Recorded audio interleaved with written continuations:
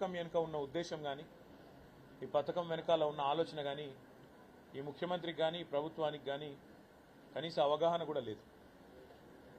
శాసనసభలో నేను చెప్పే ప్రయత్నం చేసిన ముఖ్యమంత్రికి, నా మీద కోపం ఉంటే, నా మీద రాజకీయ కక్ష ఉంటే నా మీద తీసుకోండి, కానీ ఈ రకంగా నా నియోజకవర్గ నేతన్నలను ఇబ్బంది పెట్టకండి అని చెప్పి కూడా నేను శాసనసభలో ప్రభుత్వానికి విజ్ఞప్తి చేసిన.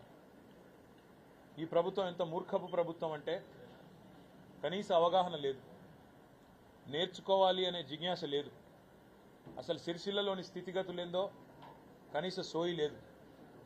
ఎంత దివాలాకోరు రాజకీయం, ఎంత పనికిమాలిన ప్రభుత్వం ఇది కాంగ్రెస్ ప్రభుత్వం అంటే, గతంలో వీళ్ళ ప్రభుత్వం ఉన్నప్పుడే సిరిసిల్లను ఆత్మహత్యల బాటను పట్టించింది.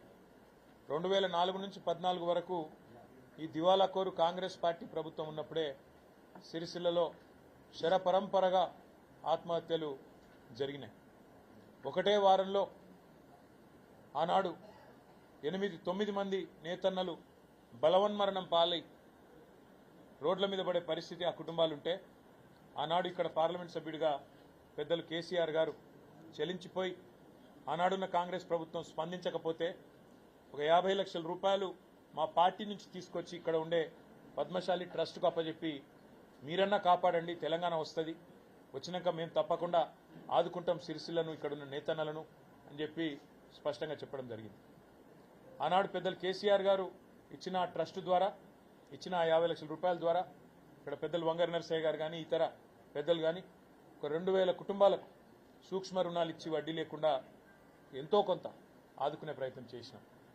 ఆ తర్వాత తెలంగాణ రాష్ట్రం ఏర్పడ్డ తర్వాత కేసీఆర్ గారు స్వయంగా ముఖ్యమంత్రిగా సిరిసిల్లకు సంబంధించిన వ్యాపారవేత్తలను పిలిచి వారికి భోజనం పెట్టి వారితో సమావేశమై అడిగిన ఒకే ఒక్క ప్రశ్న, ఏం చేస్తే సిరిసిల్లలో ఉండే నేతన్నలకు ఇలా 7-8 వేల రూపాయలు వస్తున్నది నెలకు, దాన్ని డబల్ చేయాలంటే 16,000, 20,000, 25,000 చేయాలంటే ఏం చేయాలి నేను అని అడిగింది.